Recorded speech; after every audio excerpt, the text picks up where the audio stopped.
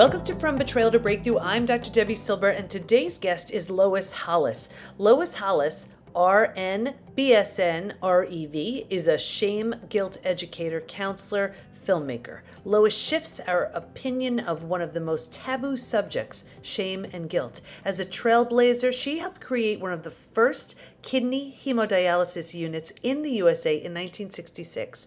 Today, Lois establishes shame guilt as an independent study. Her 50 years experience in health, 15 years research, and counseling bring new knowledge to these misunderstood conditions to release us from shame, guilt, blaming. Lois's first film, Out of Discord into Harmony, was released in 2008 and teaches how to communicate with your inner self. Her new film, I'm Good, makes shame guilt visible. She shares 3 books. She was given a death sentence at 55 and now thrives at 77. Lois shows us how. And this is one of those episodes where we strongly suggest you stop multitasking because this topic is a big one and maybe something that's been weighing you down longer than you care to remember. I'm speaking with Lois Hollis, and she's going to be talking about shame guilt. Not shame and guilt, but shame guilt, which is one energy that's been causing massive emotional turmoil. She's going to talk about it and, more importantly, what to do when we catch it red-handed. Here's Lois.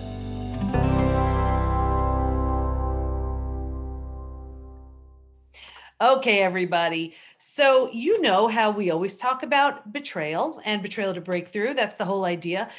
Well, there's so much shame and so much guilt when it comes to betrayal. This could be from the betrayed person, from the betrayer's perspective. So I brought on today Lois Hollis, who is one of the leading experts on the topics of shame and guilt. And we're just going to unpack all of it, well, as much as we can. Welcome, Lois.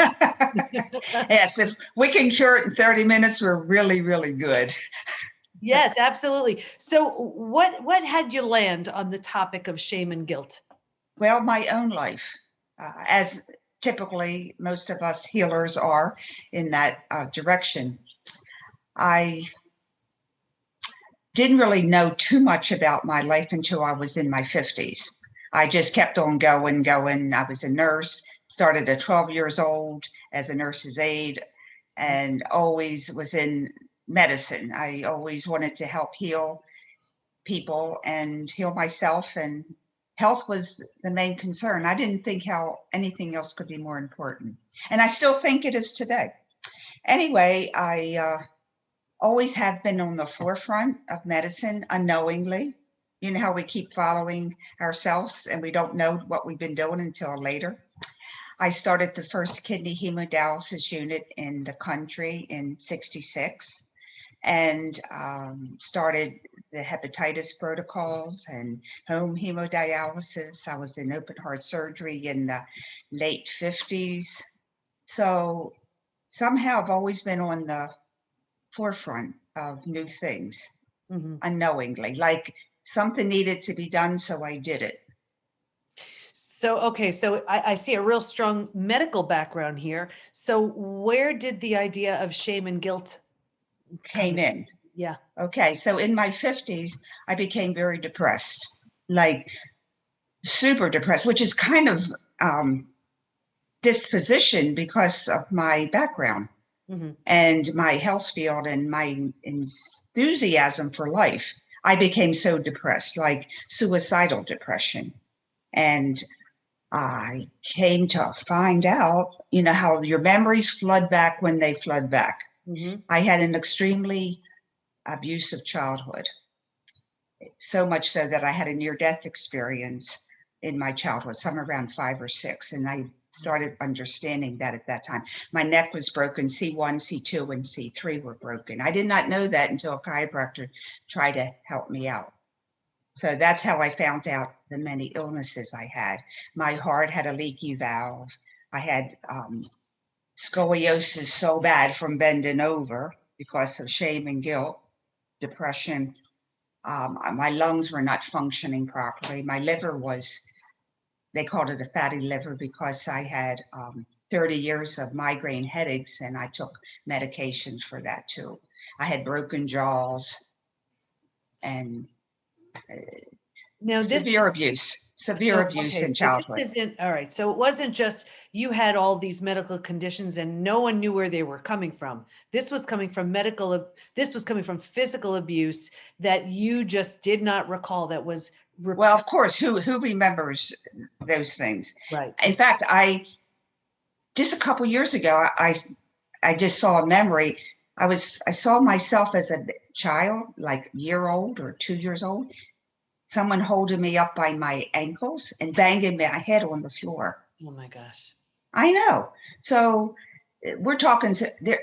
At one time when I was 50, I couldn't go outside during the day because of the brain traumas. So I'm talking about, okay, so as you know, and everybody else knows, physical abuse carries emotional abuse. And that's what I was dealing with, the depression. So before you got to that point though, so here's the abuse in childhood. How did you move through your day as a child? Do you remember any of I only remember sometimes in my 50s, I start remembering things. I know I believe that the near-death experience that I experienced gave me the energy, the connection to God, like what that spirit, we don't have to get into that, but somebody carried me along because I shouldn't have been here and I shouldn't be that successful. Yeah. Well, and this is the right audience for that because we love that. So bring it on. But I'm wondering because, I do like to put the pieces together as best I can. I always try to be in the minds of my listeners, viewers. And so here was this horrific trauma going on as a child. And then let's say you're a teenager. Do you remember nothing about? No, I don't remember the teenager years. I only remember first grade. And first grade, I remember the teacher, the nun, Catholic school, called this is in the 50s. Okay. I remember them calling my parents in and said that you have an idiot child. Ugh. She cannot read because I had Ehren syndrome. I don't know if you're aware of that. ILEN. It's when you hold a page up like a book and the words keep moving because of the brain traumas. Wow. So you can't read. Right.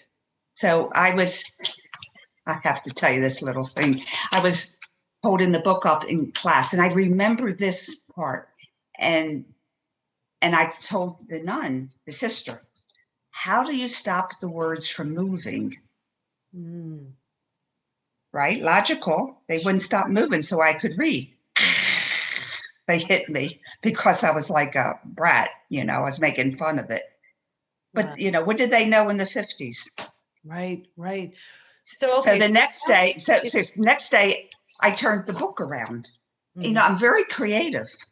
So I turned the book around thinking that the words would stop moving. Jeez.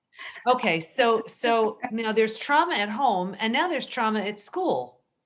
Yes. So what did you do? I tap danced. Seriously, I had the incredible feeling to always tap dance, and I did finally. And I remember just tap dancing all the time. I can't tap dance all the way through high school. I was very good. I'm still good. And I believe that the right left brain with the movement helped me heal because I got into the University of Pennsylvania Ivy League school for college. That still is like amazing. And this is had the word stopped moving by then? Oh, definitely. How could I pass the test? That's what I'm wondering. Okay. I'm saying through the grace of God, through movement, And it's so interesting that you bring up movement because I remember one of my study participants in the study I did on betrayal, and she seemed like out of all of the participants, she had the biggest traumas from what I, had seen, and movement was crucial for her. And she's convinced, and I believe it, that was one of the only reasons why she stayed alive. I would agree with her because one other thing I remember sitting in classrooms and they're, supposed to be listening to the teacher and all. And I remember doing my steps, calculating which movement. And I tap danced all the time.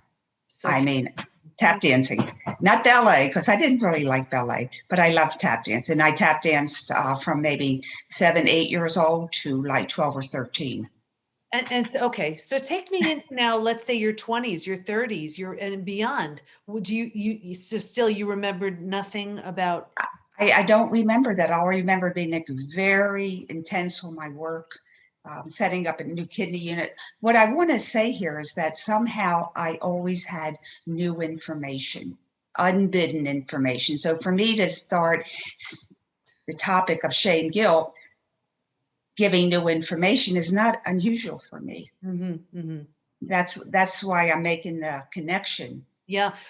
But I always like to yeah, I'm always curious. What did you think about yourself? Because so often, you know, we experience these things and we personalize it. Did you at that That's point know it's not, it wasn't you, it was just It's very interesting because I look back on my life and I'm like, how did I do that? And there right. was so much abuse, and you're called an idiot child. I stuttered as well. Mhm. I mean, how could you? What are you going to do with 4 or 5 brain traumas? You're going to stutter. You can't read. You're Yeah. dyslexic. I mean, so it's amazing. I never felt sick. Like I felt sick, but I didn't feel like I had a disease or like I had a problem. Mhm. I don't know how that happened. Yeah. I really don't. I don't know. People say, didn't you feel sick? And I'm going, I got sick from migraines, but it wasn't like I had a disease or something. Right. Did you, okay, so it sounds like you just poured your energy into your work and you just Loved it. And I really loved, and I successfully, had 3 very, children, and, you know, uh, okay. I just lived life and never really thought about having a problem. I just have headaches. Okay, whatever. It just wasn't important enough. Yeah. So then when you started realizing it, was it the depression that was sort of like the Well, the almost depression calm came. before the storm? Yeah, the depression came, and I'm going, why am I so depressed? And the first thing I um, I kind of remember was I saw my legs bleeding as a child, and I saw my father hitting me with a belt strap, Thanks. and I go, oh, that's interesting. So I have a detective mind. Okay, long story short, I went into therapy and we talked a little bit here and there, and Mhm. I felt better, but I didn't feel well. I didn't feel happy. I didn't Right. feel vivacious. And that's who I always have been. Hmm. And so I started talking to myself instead of therapy, like, hi, depression, how are you? Hi, anxiety, how are you? So I talk within myself. But someone, I was in women's group, and some woman said, what do you do about shame? Hmm. And I went, huh, that's an odd word. That is so funny because, like, that's all I had was shame. And I'm going, oh, I never heard of that word before. You have to laugh. And so I went to research, and John Bradshaw was the only one talking about that time. There wasn't internet, I just went to the library. Hmm. And somehow I was working with myself, and I was healing so quickly because I was talking with my depression and anxiety, the Yeah. inner critic, and all that. And I was getting healthier. Also, I found a chiropractor, shaman, healer person that put my body back together. Okay. And as you know, that you must do the emotional work with the physical. Yes. And I was learning that shame, guilt, was the cause of all my depression, anxiety, apprehensions, hatred, and anger. And I was like the happiest person in the world because I didn't have to spend years in therapy for depression, years for anxiety, years for hatred, years for anger. I could just get rid of shame, guilt. So how, okay, so So then, it yeah, sounds then like, I okay, start well, then I working on just threw it in the garbage. I'm sure it was a little more challenging than that. So, okay, so you were depressed, you started talking to yourself, and then you sort of got tipped off that this could very likely be shame and guilt that's yeah, driving this. And then you said, well, I could just get rid of that, and there will go the emotional issues. negativity. Yeah. And so I found the shame guilt within the depression, within an anxiety and things of that sort. And I healed so quickly that people came to me and say, "What are you doing, Lois?" I was living in Sedona, the land of transformation. Right, right. And I said, "I'm talking to myself." So So how did you, okay, that, because I know everybody's wondering right now, how did you talk to shame and guilt? I don't talk to shame guilt. You, That's the problem. So can I diverse a little bit here sure. and tell, okay, the reason that shame guilt is here and we haven't been able to get rid of it is because we've never been told the truth. It's not their fault. It's not your fault. It's not your mother's fault or your grandmother's, the church, the betrayer, the betrayed. It's shame guilt's fault. Okay. Okay. Now, can I digress on this? Yes, go for it. Okay. We have love energy, and everybody can understand how love is so predominant and feels good. And love carries with it what? Compassion and joy and confidence, self-esteem. Mm-hmm. We're compassionate to others. We're willing to help. It has many emotions to it, the love. Mm-hmm. Mm-hmm. Now, on the other side, we have a negative force, and it's called shame, guilt, Mm-hmm. negativity. Right. Okay, now why do I say shame, guilt, and not shame and guilt? Shame is in the unconscious mind, and guilt's in the conscious mind, Okay. but it's the same energy. And that's interesting because I was always taught shame is projected inward, right? Shame is it's not what you did, it's who you are, and guilt is what you did. That is true, but Okay, it doesn't help you. right. It's It just more doesn't. like, okay, I know Yes, this yeah, now. yeah. It's like, okay, that's interesting, but Okay. how can we fix it? And what really is it? What is it? That's me. I got a detective mind. Uh-huh. Okay, now why do they do that? Okay, the medical world operates in this manner. If you have a bacteria in your brain, they call it meningitis. Mm-hmm. If you have the same bacteria in your lungs, they call it pneumonia. If Mm-hmm. you have the same bacteria in your kidneys, they call it nephritis. Mm-hmm. See where I'm going with this? So it isn't the different substance, it's the placement of it. Okay. Now, this really confuses everybody because they say shame is bad and guilt is good. We need guilt to be moral. Mm-hmm. That is not true. I'm doing this because it's the right thing to do. Not that I'm going to feel guilty, but our culture being government and parents and school, Mm-hmm. teaches us we must feel guilty in order to be moral. So is it that you're saying guilt is just so you're saying it's conscious shame? Exactly. Beautiful. Perfect. That's a perfect analysis. Okay, so then once you come up with that, what do you do with it? Once you realize guilt is Okay. conscious Okay. shame. So this is huge because people say, I can't get rid of guilt. I have so many people saying I spent $10,000 on a course and I just all this meditation. And after 2 years of work, I still can't get rid of the guilt. I must be so bad that no one can help me. Mm-hmm. And this is really, really sad because I'm telling you, you will never get rid of guilt. Never, never, never until you get rid of the shame that's causing it. Okay, so how do you get rid of the shame? Okay, we're getting there. This is since Adam and Eve. Well, I need to do this in 30 minutes. Yeah, I mean, I'm really good, but I don't know. Okay, but at least I'm putting you on the right track. Mm-hmm. And when you say shame's this and guilt's this, it splits your mind. Mm-hmm. And you can't really go after it. As you know, you're trying to help people. Right. And you're like, well, your mind goes back and forth. Mm-hmm. And it's logical to go back and forth because your brain is split. And I call it shame guilt, Mm-hmm. not shame and guilt, because Right. shame guilt is an energy, a negative energy put upon us. It's not normal, it's common. Okay. We don't need it.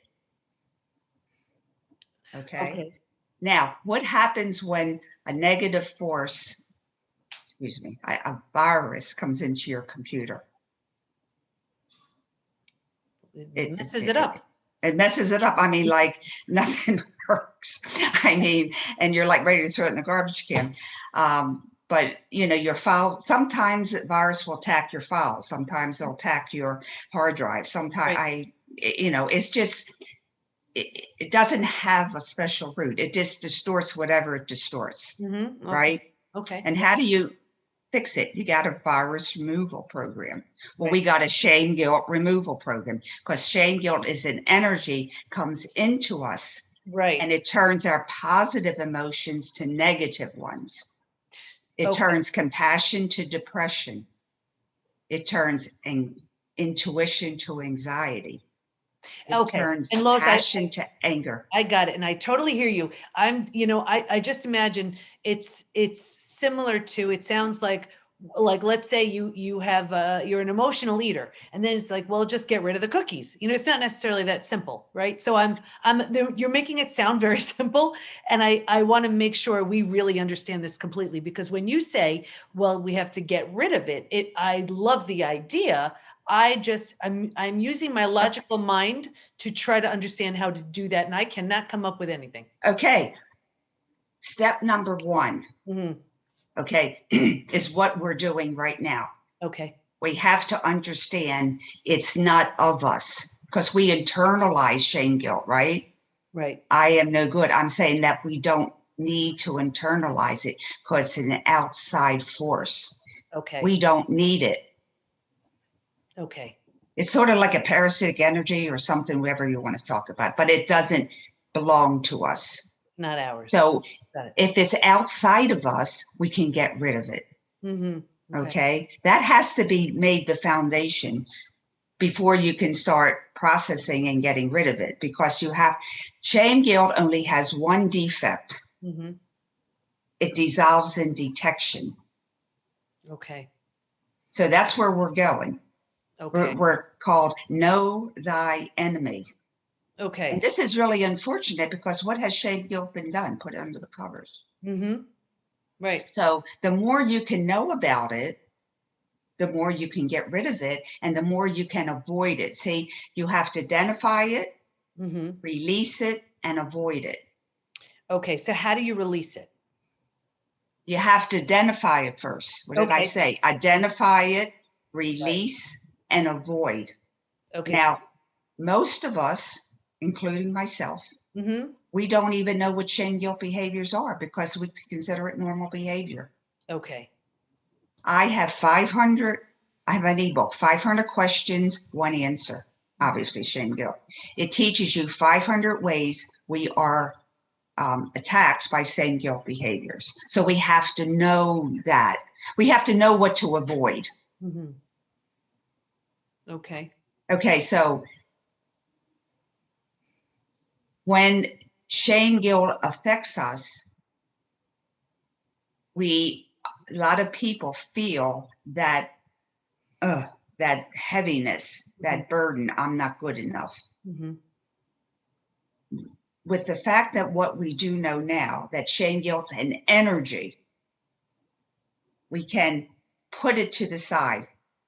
Does it go away completely? No, because we're working on it. It's like we're chiseling it, like to the side. And then we work with our emotions. Like usually people feel depressed or anxious. hmm Hi, anxiety, how are you? We work on our emotions. Shame guilt does not belong to us, so we don't entertain it. Okay. Our emotions are the carriers of shame and guilt. And that's why you say that, is because they're the ones that hold the energy of shame guilt. Once we find them, we hmm can have them release the Okay. shame That's guilt they're part of what. carrying. Yes. So just to be super practical, what questions do you ask yourself to even know that that's what you're feeling? Are there certain Okay, questions? what do you feel? What do you feel? I feel not good enough. Hi, I'm not good enough. That's it. You talk to whatever you're feeling. Hi, you're stupid. Hi, you're stupid. And then what do you say? Is hi, how are you? And sometimes they answer, and if you don't get an answer, you say, thank you so much for coming to see me. I'm meeting my emotions. So Our you're emotions meeting, are our life force. right. So you're meeting the emotions and you're saying, thanks for showing up, but I got this. I don't really need you here. Like, Oh, we need our emotions. Our emotions are our life force energy. no, I mean the shame, guilt emotions. They're not emotions. Okay. I'm really I trying know. here. And I just want I, something so practical that all of our listeners can say, okay, this is what I can do. okay, the first thing you can do when you feel shame, guilt, you go, okay, that's not of me. Now that's huge Right. because that will stop you going down the spiral of depression and suicide. I Mm-hmm. mean, that's what's really happening here in our world, especially with our teenagers. Mm-hmm. Okay, so stop that. It doesn't belong to you. Okay, I feel depressed, not good enough. Okay, that's okay to feel. Mm-hmm. It's okay to feel depression. It's okay to feel anxious. You're alive. But know that that emotion is part of you, and it just got turned from the negative to the from the positive to the negative. There is a DVD of a video Mm-hmm. I have, Out of Discord into Harmony. Mm-hmm. It teaches you how to have a relationship with your emotions. Okay. So turn that on. Seriously, turn that on and start working with a relationship with your emotions, and you'll understand how to do it. Mm-hmm. Our emotions are key to us. Then we work with the inner critic. That's key. Our inner critic is really our friend, and we don't tell it to shut up or go away Mm-hmm. because it's our friend. And he's the one that produces the shame guilt within us. So, okay. So, but here's this inner critic telling us we're no good. We're And not. you're stupid, and you go, oh, thank you so much for coming to see me. But I'm not 5 years old anymore. I'm 50 or 40 or 30 years old. I've learned a lot. Can we negotiate now? Mm-hmm. So we, like you and me, I want to become your friend. Oh, hi, what kind of ice cream do you like? I like chocolate. What do you like? Vanilla. Right. What is your three wishes? It takes time to develop a relationship. Now, why is this so important in your work? Do you know that shame guilt energy severs the interpersonal bond? Unpack that. The Shame guilt energy Yep. severs, cuts the interpersonal bond. And that's why we need to repair it by repairing us with our emotions. We, we are repairing that shame, that interpersonal bond. And that's what you're all about. You got it because you're betrayed and Right. the interpersonal bond is broken and I, you can't develop relationships. right. And I love everything you're saying. I'm just still unclear. And I want to I'm wondering if this is going to be a question with the audience. So I want to see if I could just get to it. When something, when we've been sort of negatively programmed to believe all of these things, um, the challenge I'm having here is you have, let's say, your whole youth of being told all these things. And now we're supposed to understand that it's an energy, that it's just that we just need to talk back to it. And No, we don't talk back to the energy. We just don't ignore, like push it aside. We've been hoodwinked. right. But how do we but I imagine there's, because that's what we've believed for so long, how do we believe something new? That's what I really want to get to. That's each person is different. Mhm. Like I always liked you know, certain foods, Right. and then I found, oh my God, it has all those toxins and poisons in it, and like, oh, okay. Because, when I was a mother, I used to put some food coloring in things. And I went, oh my, and now I go, oh my God, I don't Right. believe I did that. The truth is powerful. We have, but I'm only talking about me. I'm talking about government and school. There's a Right. big uprising in everything right Absolutely. now, I guess but I'm just that's okay. Yeah, I'm It's just looking at okay. it because there are so many people who they drank the Kool-Aid. They believed everything that they were told. All the things, the negative things that happened to them. Of course, listen, I get it. We have a choice. We could turn all of it around. But it sounds, and that's why I want to understand it better. It sounds like no matter, regardless of any negative programming, any physical abuse, any mental, emotional, verbal abuse, we just reject the shame and guilt. The What am I shame, the shame guilt energy missing? produces the abuse. Right. That's why I say we can't blame our fathers and the mothers and the grandmothers, because it's the energy that turned them around to produce the abuse. People that carry the shame guilt energy want to get rid of it. But it's not conscious. We're like, oh, I don't feel good. And then if you holler at somebody, you feel better. Mm-hmm. I mean, right? But that's what it is releasing the shame guilt energy onto somebody else. Mm-hmm. And then they get stuck and they release it to somebody else. Right. That's just normal. That's how you feel better. I felt so much better after I hollered at that person. Right. So that's why it became the way it is. I'm saying that was the way it was then. And now we are stuck with these parts of us that have been inundated with negative energy. And by the time we're 40, 50, or 60, we go down because we've been carrying this junk Right. of negativity for so long. And people just say, oh, keep going, keep going. And you're like, I can't go anymore. Right. I'm down. So did you go through like a forgiveness process or? No. This is what's interesting. Mm. When you heal at that point of when it happened, like there's no such thing as time. Mm-hmm. So therefore you can go to the timeline. This is all timelines. You have a 2-year-old timeline, a 5-year-old timeline, an adult timeline. We have many timelines. So when you go to that timeline, which is not hard to do, and you find that 5-year-old who was in school and you were told an idiot, and you make friends with her, she blossoms. Mm-hmm. Then the 5-year-old energy comes to you, and that's how you have a healing. Mm-hmm. And when it's made at that point, it's as if that trauma never happened. Mm-hmm. Okay, now what happens when you cut yourself and you have to get stitches and you got a little, you keep, oh, is it healing? It's healing. You kind of keep looking at it. But all of a sudden, like in 2 years, you're like, oh, I don't see it. It doesn't even exist anymore. That's how this is.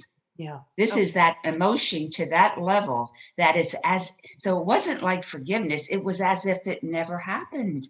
That's amazing. Yeah. Well, it certainly is, because if you can let go and truly move forward and feel great and release all of that, it's wonderful. What do you want to make sure everyone knows as we wrap up?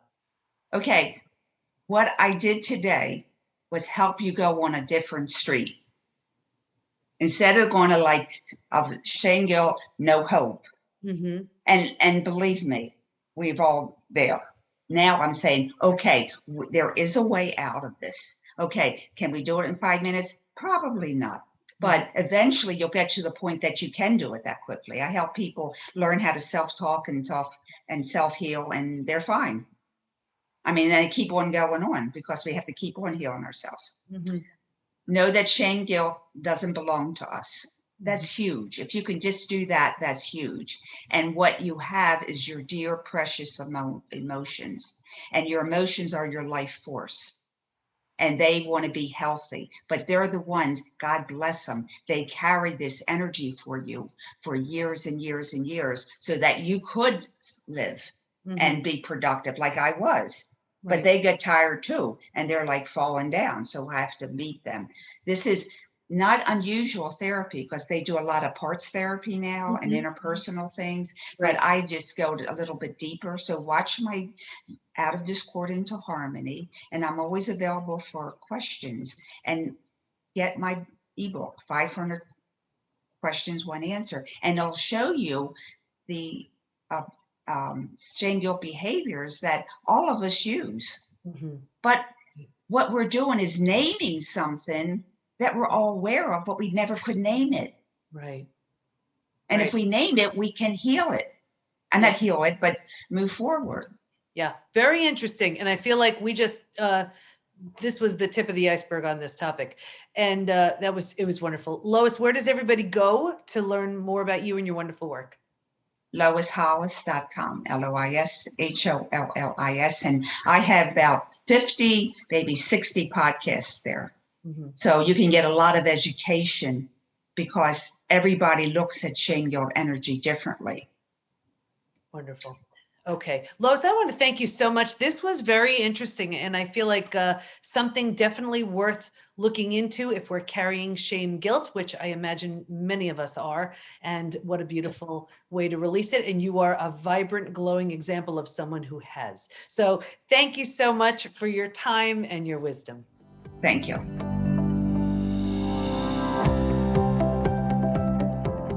Lots of nuggets there. So shame, guilt is a negative energy put upon us, and it's important to see it for what it is so we can talk back to it. And Lois can help us do just that. Stay in touch with her by going to loishollis.com, and we'll have all of her information in the show notes at thepbtinstitute.com/podcast. Here's my biggest takeaway. Shame is unconscious. Guilt is conscious. And it's like Lois said, bacteria can be the same, but when they're in different places, they're called different things, just like shame, guilt. Either way, it's important to first understand it and realize that it dissolves in detection.